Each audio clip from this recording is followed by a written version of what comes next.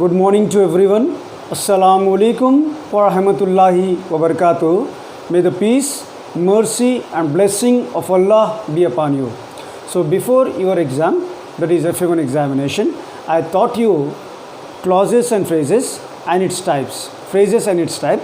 Now let us discuss about clause and its types. Okay, now what is a clause? What I taught you before, a clause is a group of related words which contain a subject and a verb. So it can be a simple sentence or a part of compound sentence. What is a clause? It contains a subject and a verb. So it can be a simple sentence or a part of compound sentence. So today we are going to discuss about the two types of clauses, that is main clause or independent clause. Next is subordinate clause or dependent clause. What are the two types of clauses? Main clause, which is also known as independent clause. Second one, subordinate clause or dependent clause. So what is a clause? It contains a subject and a verb. For example, she laughed. You see, it is a clause. Why it is a clause? Because it contains a subject and a verb. Is it or not?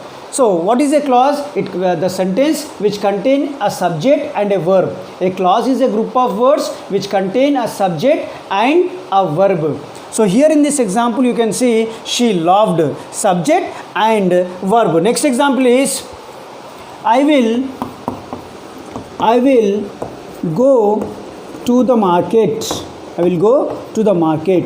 You see this sentence, I will go to the market. What is the subject here? I is the subject and will or shall helping verb and go, it is a verb. So it contains a subject and a verb. So it is a clause. Now what are the two types of clauses? First one is main clause. Main clause, which is also known as independent clause. Independent clause. And second one, subordinate clause. Subordinate clause or dependent clause. Dependent clause. So what are the two types of clauses? First one, main clause or independent clause, subordinate clause or dependent clause. Independent or main clause. What is independent clause? An independent clause function on its own to make a meaningful sentence. So this independent or main clause functions on its own to make a meaningful sentence. In a sentence, two independent clauses can be connected by the coordinators. What are coordinators? When I taught you conjunction, I given fanboys. Okay, different type of conjunction. Now here, these two independent clauses can be connected by the coordinators. What are the coordinators? And, but, so, or, nor, for, and yet. Now let us take one example for independent clause. Why it is called independent or main clause? Because it stands on its own.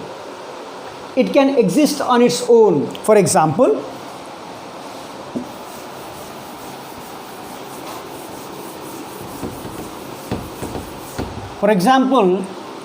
he is a wise man. He is a wise man. Next one, can you do it?